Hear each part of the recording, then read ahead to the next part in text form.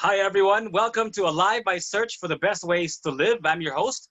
My name is Jigga Jr., and today our guest is the former mayor, congressman, and now he is the Deputy Director General of TESDA, or the Technical Skills and Development Authority. Ladies and gentlemen, Luigi Quisumbing. Hi, Hi guys, Luigi. hi Jiggy. Hi, Usec. Congratulations on your new adventure, like you said earlier. Thank you, thank you. It's going to be a How did it challenging feel like when road. you found out that you're going to have this position?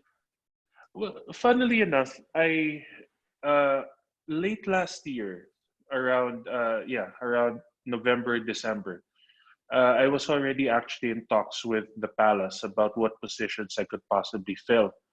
The president was kind enough to let me know that he would like me to join his administration in one capacity or another. Now, around April of this year, uh, we met again with some of the personalities in Malacanang, and they asked me if I would be willing to join TESDA as a Deputy Director General because of the uh, expected economic downturn caused by the pandemic. At that time, in April and May, we were already seeing thousands and thousands of OFWs, for example, uh, starting to come home to the Philippines, and really with no viable horizon of when they will be able to go back to the countries that they were working in. Uh, I fully understanding that it would be a tough road. I said that absolutely I'd be interested in joining TESDA. So uh, as of about 2 or 3 weeks ago, the president signed my appointment. So I'm officially part of the TESDA family now.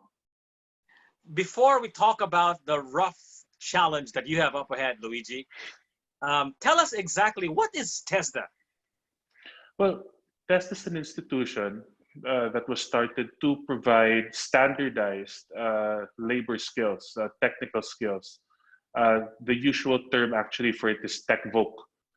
These are vocational skills training. Now, TESDA has actually evolved quite a lot in the last few decades of its existence. From technical skills, we also have job and employable skills, everything ranging from cookery to welding to construction and heavy machine operation, even language courses, bookkeeping.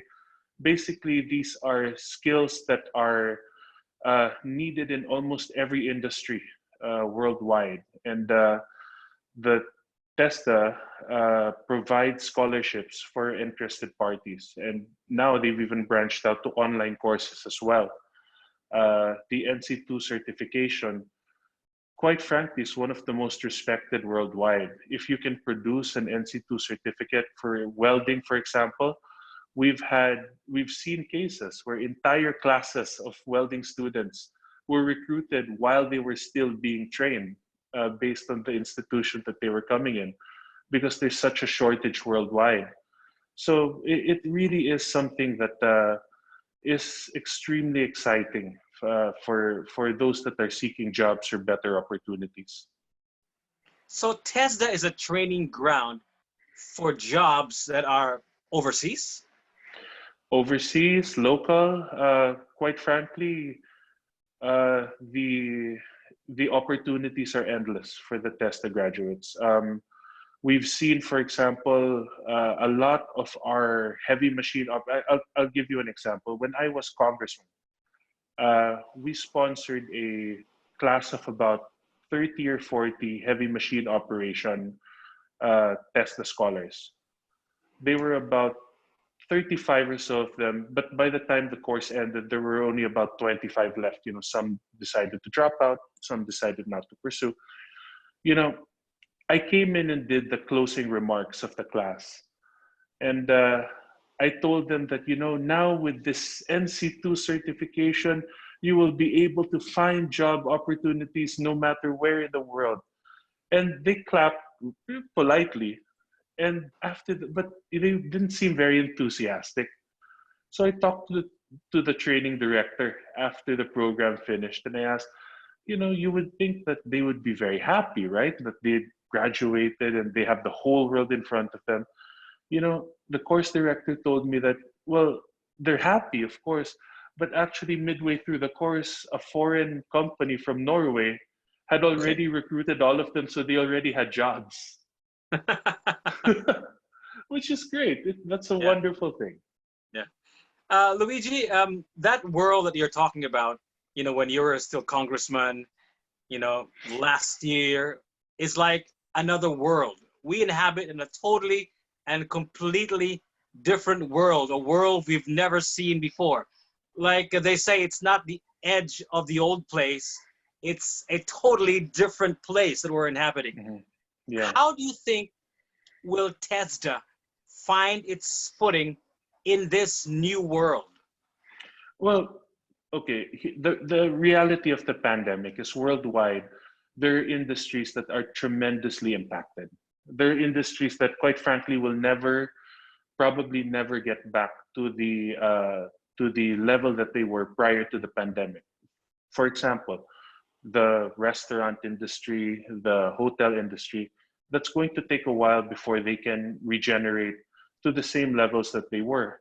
There are some industries, for example, like brick and mortar retail, Mhm. which, quite frankly, are probably going to suffer tremendous losses. You know, if I, a whole new world of opportunity opened up during the pandemic where people were uh, did no longer saw the necessity of going to brick and mortar retail, right? To go to shops in a mall, for example. When they had necessities, they could find it online. So you're looking at a reassignment of labor over the next year or next few years. And that's where test is going to become very important for those that are working in those industries. And there are quite a lot of people that work in those industries. They're going to be able to, they're going to need to be able to find another means of livelihood. We've seen massive unemployment over the last few months because we had we have thousands, tens of thousands of OFWs that are coming home because the countries where they used to work are no longer accepting foreigners, for example, to do certain jobs. They used to be the lifeblood of our economy, and now that they can't remit the foreign currencies that they were to their families back home, and they're now here in the Philippines, they need to be able to still sustain their families and their communities. And that's why TESDA has been gearing up to provide courses for them using their experience, using what they know to be able to enrich, for example, training programs based on the experiences abroad so that when the labor markets open up in other countries, uh, we will have a much better equipped workforce based on actual experience and actual learnings. We think that's a tremendous growth area. We think that has a lot of potential, and Tesla's happy to lead the way when it comes to that. So, will you be rehashing or will you be revising totally your sort of, I don't know if you can call it your curriculum in terms of the technical skills that it will provide to the masses? No, as a matter of fact, the only thing that we are recalculating now is the capacity for those training courses because these skills that Testa has been teaching, for example, computer engineering, how to build, repair computers. These are skills that will always be in demand. Carpentry, dressmaking, cooking, baking. These are skills that will never really have an expiration. These will never really go away. What we are recalculating now is that we anticipate that there will be a lot more demand for these courses over the next 2 years. Uh, Automotive repair, for example. In the past, we've had fairly small classes because most of the car companies prefer to do it in-house, their training. But we've seen a tremendous boom in interest over the last few months because a lot of the people that used to work, let's say, for example, in as waiters or as sous chefs or line chefs in restaurants are now looking at reapplying their skills somewhere else. So what used to be, let's say, classes of about 20 people are now classes of about 30 people with 150 wait list. And Wow. yeah, that's exactly what we're trying to recalculate now. And the president has been tremendously supportive with the programs of TESDA. As a matter of fact, he made special mention of TESDA in his last State of the Nation address, because that really will be, we feel, the call of the times to reinvigorate and to regenerate our economy over the next few years. With all these nations closing down, um, how do you feel about jobs overseas? Because I think it looks like primarily a majority of your graduates from TESDA work abroad, right? Work overseas. With all of these nations closing down from the rest of the world, Sure. do you feel that there is still going to be a great demand for Filipino workers overseas? Yes, absolutely. Skilled Filipino labor is always and always will be in demand. What will change, I think, will be, for example, the accessibility of other countries. The airline industry has taken tremendous losses worldwide. We don't see over the next year and a half or 2 years the same frequency or the same cost or the same cost of travel, for example. That's going to take a long while to regenerate. As a matter of fact, quite a few legacy carriers have already been filing for bankruptcy. Now, of course, there's a component there where that's a business strategy, but there are real losses that have been incurred by these airlines. For example, it was so jarring when I went home to Cebu last Monday from Manila to look at the flight board in NAIA and see four Empty? flights. Empty? There were only four flights on the board, where it used to Wow. scroll through several pages, right? Yeah. Every Yeah. time you would fly.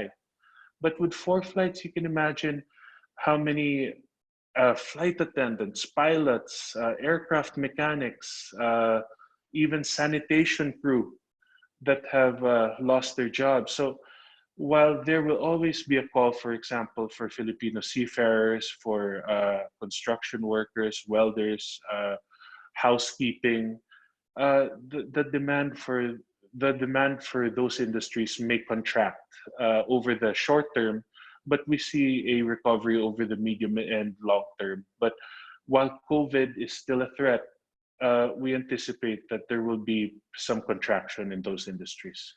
So do you feel it'll have a shift in demand from, let's say, overseas workers? You know what just happened to New Zealand, right? There Yeah. were two Filipinos from Hong Kong who went to New Zealand who were COVID positive.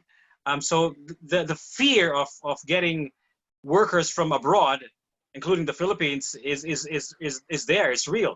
So do you feel that the shift from overseas jobs to local jobs or self-sufficient, maybe they're going to open a business for themselves, will increase dramatically from overseas jobs in terms of the We've needs of people that need training from TESDA? Oh yeah, and we've already seen over the last few months. I mean, one of the funny things about this pandemic is that we've sort of opened up smaller industries, smaller rings of industries. For example, just where I live, right? All of a sudden, our village where I live here in Cebu, they came out with a Facebook group, and you could see all of the products that everybody's selling, Your right? neighbor I is mean, selling. your neighbors are selling different things, and it's amazing, right? You would never have thought you would, to buy, let's say, something as simple as a plastic rack to put your shoes, for example. You would have had to go to Gaisano, you would have had to go to Ayala or SM to buy it, when all along, five houses down, you could have bought it from a neighbor. Yeah, yeah. So definitely all of these, we're really going to see an increase in homegrown industries. We're going to see a lot of localized economy. And I think that actually might be good for us as well also, because it will be able to sort of build an economic base for the country that moving forward will be able to maximize and partner, quite frankly, very well with the influx of foreign remittances from our OFW heroes. I know it's unfair to ask this, Luigi, because you've only been in your position just a few days, right? Few weeks, Sure. actually, a few days, right? So, Yeah, 4 days now. do you get a sense of what the government is doing? Because I think this is an incredibly difficult time that we're experiencing right now, and I think it deserves an incredible response from the government. Do you get a sense of what the government is, what you guys are doing already at TESDA on how to mount the economic comeback that we need? I'm sure TESDA is a huge component of that. Um, are you still in the planning stages, or when you came in, there's already like a set of things that needs to be done? Yeah, the long and short of it is that it's a bit of both. There are plans already in place. Okay. COVID, though, has made it very difficult to implement plans. For example, face to face training is difficult to do given the situation that we're facing now with the pandemic. Further compounded that Manila has shut down under MECQ for another 2 weeks. So Mhm. there are no domestic flights in and out of Manila for the next few weeks. So Okay. uh, yeah, a lot of our assets, a lot of our trainers, uh, and a lot of our resources are based in Manila.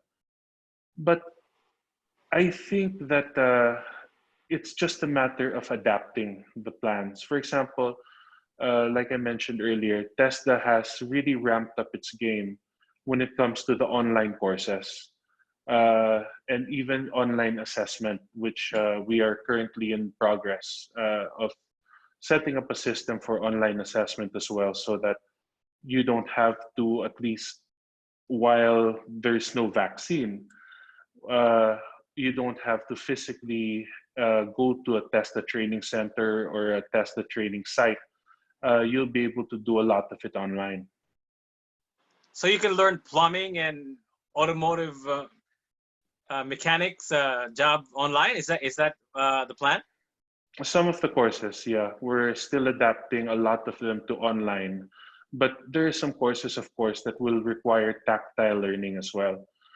Those are going to be a little more difficult, but we're starting to try to find a way to make them accessible online. Right now, the thrust of our programs in TESTA has been for food security, which is, I suppose, one of the more important programs, especially those in non-urban centers, in the rural centers. So we've focused a lot of our programs to on agriculture, aquaculture, and even things like livestock husbandry and raising livestock uh, to be able to help out sort of with food security, which in a pandemic like this is the most important, to be able to be sure that you have something to feed your family. And we've had tremendous success doing that. Some of the other courses we're currently setting up modules for those to be online as well. Luigi, with all of these businesses that will be closed because of the pandemic, I'm sure there's going to be Yeah. a lot of job losses, right? And a lot of these people will be thinking about their pivot. Now, what are they going to do next because their careers are over or their jobs are gone? What industry do you think, aside from the food security that you mentioned, what industries do you think that TESDA can train will be more prevalent, will be more widely demanded from TESDA? That's a great question. Number one, what we're looking at are public work type industries. Let's say, for example, construction, carpentry, masonry, plumbing. These are jobs and skills that are always in demand. We anticipate that the government, under the directive of the president, will embark on a massive, will continue to embark on the Build, Build, Build program. Infrastructure and public spending is going to be one of the most important programs of the government, because number one, it will improve infrastructure, which will allow greater access to goods and services, but it will also provide direct employment through jobs in construction, heavy machine operation, masonry. So we're also gearing a lot of our projects towards that. Construction and infrastructure was one of the industries that from the very start of the pandemic was labeled an essential industry. So construction never really stopped. As a matter of fact, even prior, there were massive gaps in the number of skilled laborers needed and those that were available. For example, I'm sure you've been frustrated one time or two when going around Metro Cebu, you would see an unfinished road work, right? That Yeah. there was, let's say, a bulldozer or a crane or a Stuck in the backhoe middle of the road. stuck in the middle of the road, nobody there, correct? Yeah. The All the problem time. was, all the time, the problem is that there actually was a shortage of qualified operators for those machines Wow. and qualified laborers to be able to finish those products. So, what a contractor would do, for example, if he had 3 or 4 project sites, is that he would rotate his personnel through the job sites. That's why you Wow. would see, yeah, and that was a common problem for all contractors. So you would see delays in infrastructure building, you'd see frustration on the part of people, and a lot of people didn't understand was that what the biggest problem was that there were just not enough warm bodies to be able to construct it at the speed that it was supposed to be. Now, uh, we're seeing that a lot of people are expressing interest in those jobs now. And like I said, we're trying to increase our capacity to be able to instruct all of them to fill those jobs. And the nice thing about it is that if we're able to provide the training for these jobs and they're immediately hired, the money that they get from their salaries pump will pump into their local communities. They, right now, nobody's buying from the big stores, right? Everybody's buying in the local markets and the local sari-sari stores.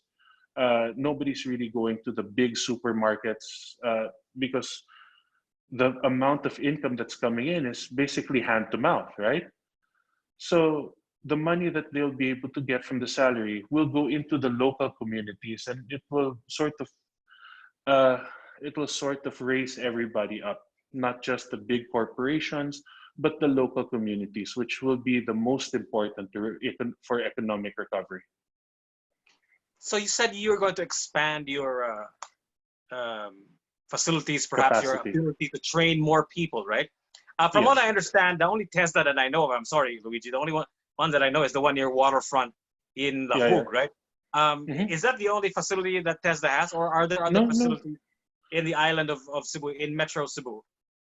TESDA actually does off-site training as well. Okay, What is in Lahog is just the offices. Some okay. training is conducted there, but by and large, we do offsite training and we work with a lot of privately owned training centers. A lot of them specialize in a particular skill or two. And test the partners with them to be able to, number one, give scholarships for students that want to attend those institutions. And number two, to make sure that the standards of the institutions are up to NC2 level. That's the standard that's sort of recognized worldwide. So TESDA accredits the centers, and we make sure we validate the quality of the graduates. As far as I know, I'm not quite sure how many there are in Cebu, but I know that there's quite a few. Just in Metro Cebu alone, I know of at least a dozen. So we'll be we'll probably need to work with them as we increase our own capacity, our own homegrown capacity within TESTA. But we'll be able to work with those partner institutions as well. Luigi, 4 days into your job, do you already get a sense of how uh, difficult the job is for you and the rest of your friends at TESDA? Do you get a sense of how Huh. great the job is that needs to be done Yeah, already? absolutely. Yeah, it's going to be, um, my particular cluster as well, aside from employment and livelihood, one of my primary duties is how do I put this? is serving a particularly difficult clientele. We One of the responsibilities under my cluster is to work with the military and the police for communities that were previously infected by terrorist groups and armed Oh, rebel groups. Yeah, so usually these communities are infected because they feel that the government neglected them at some point, and they felt that these terrorist groups or armed rebel groups are able to provide something that the government cannot. Once the military and the police are able to clear these areas, the government does have to come in and put its money where its mouth is, so to speak, and provide uh, programs, projects, and services that the community needs. And TESDA is going to be one of the most important because many of these areas are far flung. So, for example, higher education is not as much of a priority as skills development is. So that's one of the primary responsibilities of my office as well. So as you can see, it's quite a wide mandate that we're undertaking. But at the end of the day, I really wouldn't want to be anywhere else. This is a tremendously important initiative, especially in light of the economic downturn caused by the pandemic. in incredible and unseen and never been seen before instances such as this, Luigi. I think you guys at TESDA will have to come up with something that's never been done before, right? Yeah, Um, absolutely. uh, is the TESDA offices open already? Because I think we're already in GCQ, right? And a lot of people watching this interview or listening to this on a podcast platform are probably wondering if they can already go and see what they can learn from TESDA because they already have no job waiting for them. Are you guys Yeah, open already? And if so, absolutely. what are the minimum requirements for an individual to qualify to get training from TESDA? Is it free? If not, how much does it cost? Does it vary per course and all that stuff? Okay, generally it varies. The best advice I could give anybody that's potentially looking into a TESTA course is to go online, check the TESTA website. Uh, we have a lot of courses. I mean, really some courses. We even have, for example, online courses on 3D animation, right? Wow. Yeah, for people that are seeking jobs in the animation industry. We've had graduates in the past that are now working at Disney, Pixar, Wow. other yeah, other companies. So uh, it's every course sort of has different standards or requirements as you can imagine. For example, the requirements for 3D animation is drastically different from the requirements uh, for Auto welding, mechanic. for example, or yeah, or for auto mechanic. Most of our courses are for free. As a matter of fact, we have several programs where there are even allowances that are given to the scholars that take the course, and this is true for the courses that are offered by TESDA itself. For some private institutions, I think some of them charge fees, but again, that can be offset or even completely covered by TESDA scholarships that we can give the private institutions as well. So because there's just the sheer number of courses that we offer, the best thing for people to do would be to go to TESDA.gov and take a look at the courses that they might be interested in. Each one of them will have the requirements listed there. In terms of minimum requirements, educational attainment, do you need to be a college graduate, a high school graduate? What No, are no. the Some of them require a high school diploma, but many of them actually don't even require that. We deal a lot and very often, for example, with uh, with out of school youths that are past the age of 18 that want to learn a skill. We deal also, for example, with some IPs, Indigenous people communities, where in some cases the education is non-traditional. So really, there's quite a significant amount of leeway when it comes to educational attainment. Primarily, the consideration is age rather than educational attainment. You know, one of the buzzwords that I hear these days is self-sufficiency, and a lot of people are pivoting into farming. I know a lot of people who are farming in their backyard, and then a lot of Yeah, people who have absolutely. Yeah. property in the provinces now are thinking of, or already are, in fact, using them to plant or to farm some kind of crop.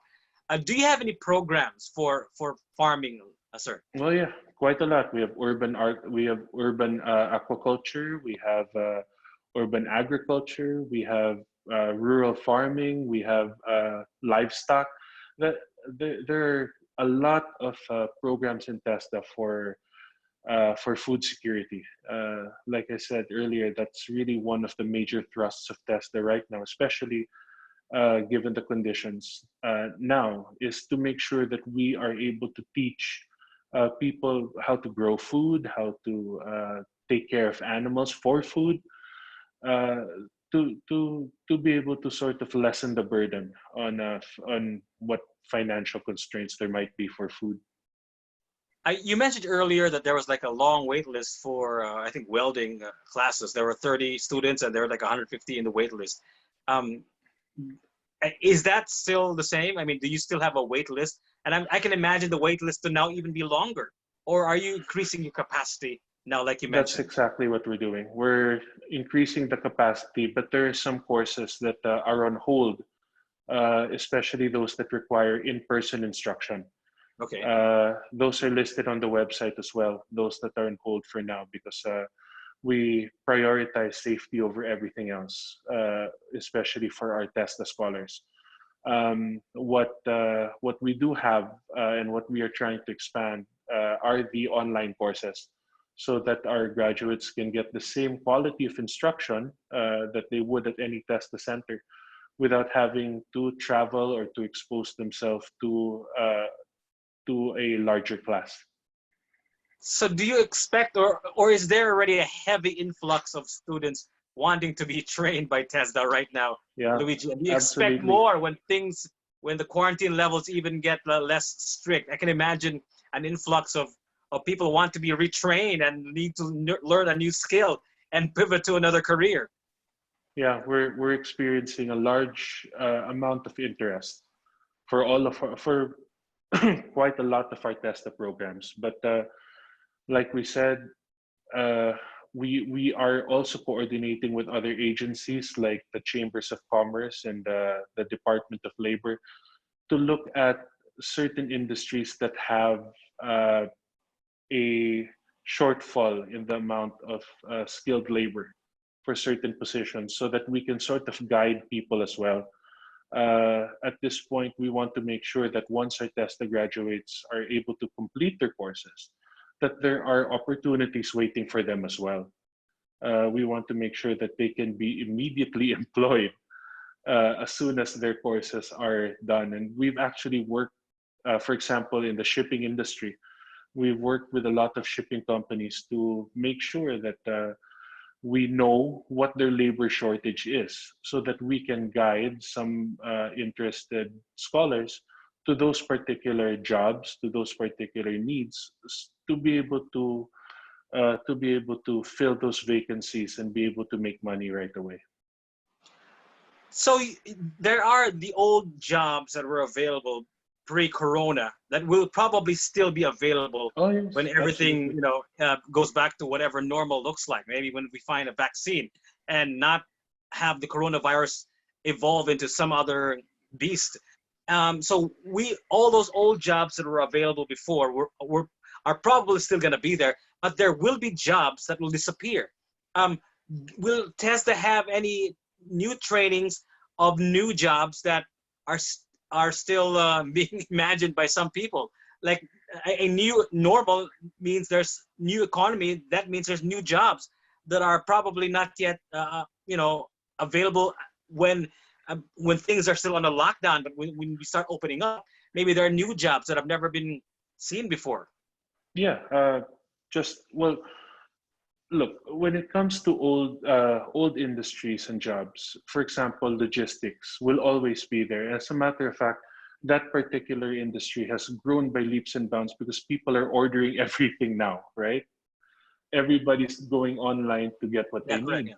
So shipping, logistics, driving, these are industries that are actually booming at the moment. Now, for the new normal, I suppose, Yeah. TESDA is already starting to come up with courses. We have two courses that are in development right now. That one of them is actually already rolling out. That particular one is for contact tracing. Uh, yeah, we're training people to accurately do contact tracing because even with the vaccine, all of the experts worldwide say that we're going to have to live with coronavirus for quite some time. So we're rolling out a course for contact tracing because that's going to be a very important industry over the next few years. As a matter of fact, the government is looking at hiring something like 30 or 40,000 contact tracers just within this year, and that's likely to blossom over the next year. We also have started talking with uh, I think two or three different groups because we're going to come out with a course for sanitation, how to properly sanitize, let's say, for example, a home or a place of business or a restaurant, and to make sure because right now every establishment is saying that they're safe, they're clean, but there really are no actual standards to Exactly. make that the case.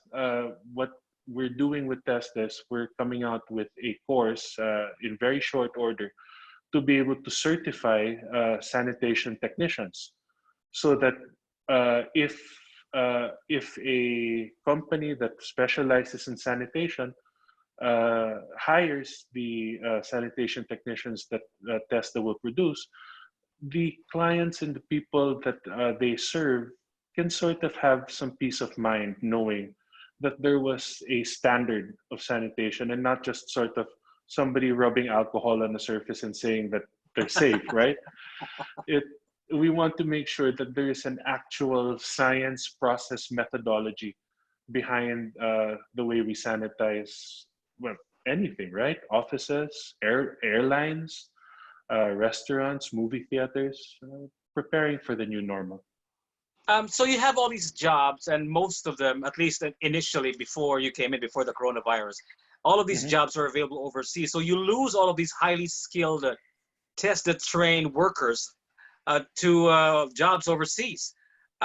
Sayang, di ba? So is there a way, Super. is there a mechanism that the government can perhaps apply so that these people who graduate from these courses at TESDA, we don't lose them, and we can take advantage of their skills, and it'll also be worth it for them to stay at home No. instead of moving elsewhere.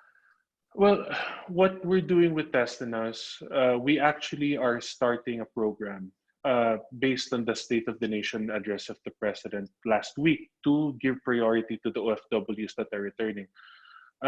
We're working with them now for them to become sort of training directors, uh, so that their actual hands-on experience in working abroad can be echoed to new scholars in similar industries that they were. Um, it's really a big loss. There's no way around it because a lot of the foreign remittances that they were sending back, that's one of the biggest contributors to our economy, and there's just no way to be able to replace that in a short manner.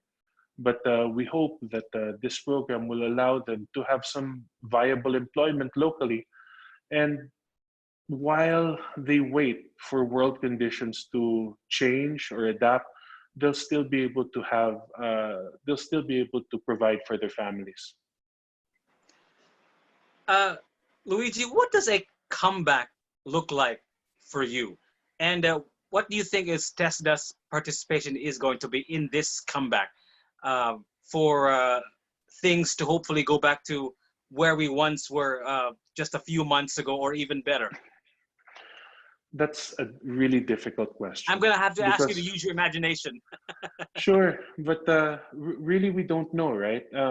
Like I mentioned earlier, just a simple thing as travel. Uh, we were in a really good spot when it came to travel last year. Our tourism numbers were higher than ever.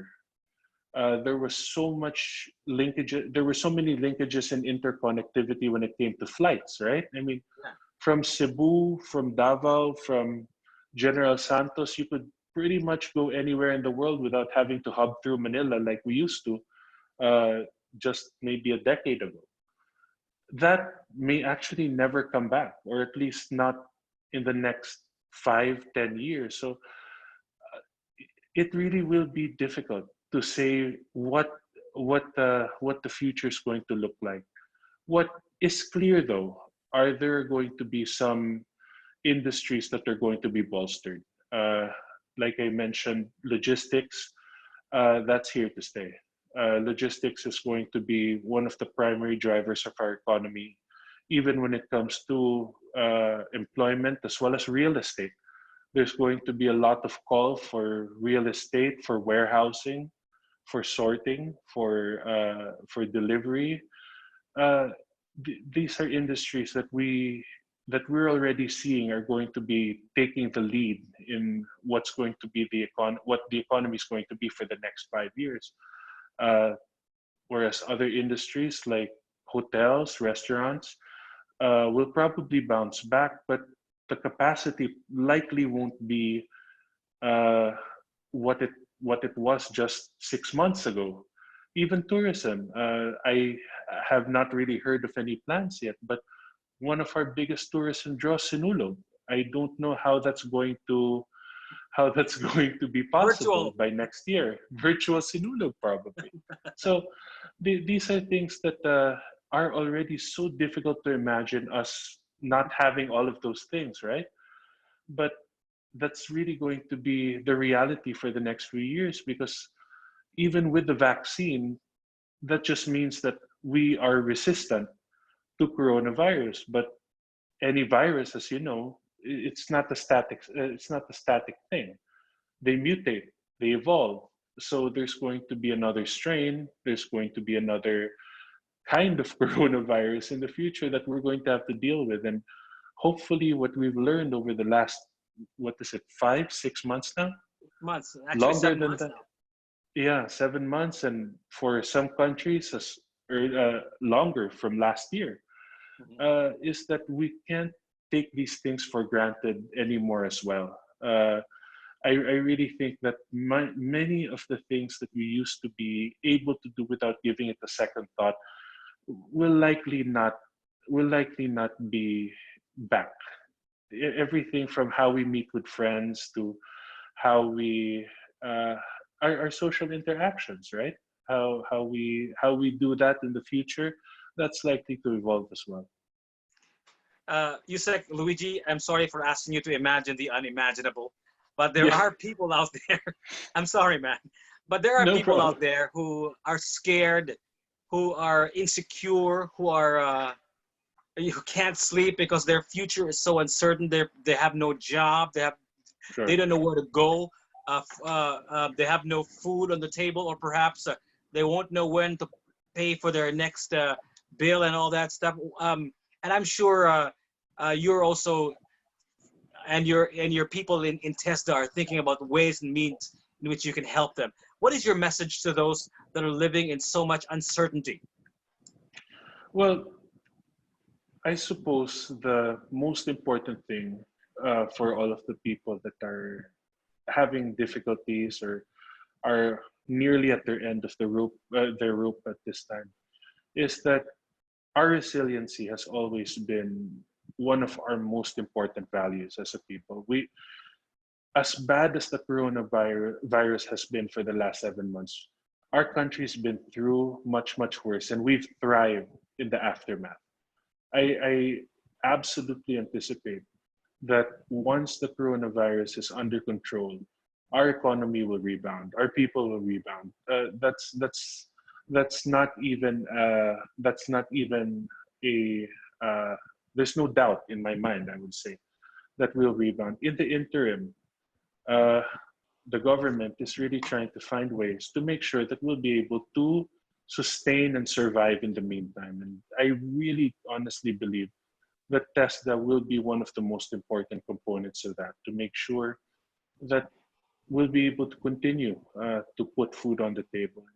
Right now, you've seen all those quotes on Facebook from economists, from businessmen. 2020 is a year to survive, right? Yeah. We get through 2020 by making sure that we're able to get to provide for what we need on a daily basis. And for those that lost their jobs, test us here. Our entire existence is to make sure that Filipinos are able to eat and provide for their family, and we'll continue to do that. If they want to go to a website, a Facebook page, or a phone number, where should they go, Luigi? If they want to enroll and be a part or know more about TESDA? Yeah, easiest is the website TESDA.gov. We do have several pages on Facebook, but those tend to be more about just announcements of courses. If they want a detailed view or insight into what courses we have, what the requirements are, TESDA.gov would be the best resource for that. And depending on where they are, we have not only regional, but we have provincial offices in every province in the country. So all of those will be on the directory on the website as well. Deputy Director General of TESDA, Luigi Quisumbing, thank you so much for being so generous with your time, Luigi. And I hope my pleasure. you will succeed in whatever it is that you're doing over there at TESDA. And if you need our support, just holler, just give us a call, let us know how we can help you. Thank you. TESDA, and of course, especially the ones that you're handling here in the area. Thank you so much, Luigi. Sir Usec, Luigi, thank you. Thank you very much, Iggy. Good to see you. Thank you.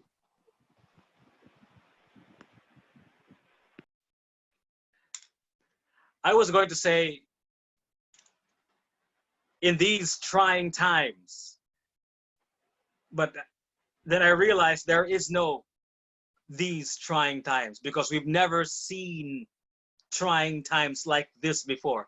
So I'm just gonna say, in this incredibly difficult times, I think we need an incredibly unheard of response from government.